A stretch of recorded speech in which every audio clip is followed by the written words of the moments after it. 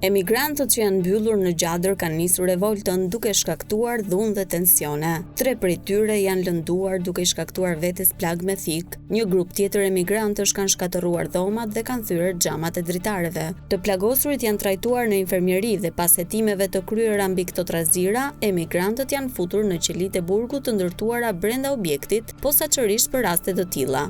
Ata do të mund të takohen vetëm avokatët e tyre. 40 emigrantët me urdhra dëbimi nga Italia mbërritën më 8 prill me pranga në kampin e Gjadrit. Bëhet fjalë për refugjat të cilëve u është refuzuar azili në Itali. Mes tyre ka persona të akuzuar ose të dënuar për krime si vrasje të mbetur në tentativë, dhunë seksuale, lëndime të rënda, pornografi me fëmijë, vjedhje, grabitje, nxitje të miturve dhe posedim të lëndëve narkotike. Afati maksimal i qëndrimit të tyre në kampin e Gjadrit do të jetë 18 muaj, derisa vendet e tyre të origjinës të pranojnë kthimin.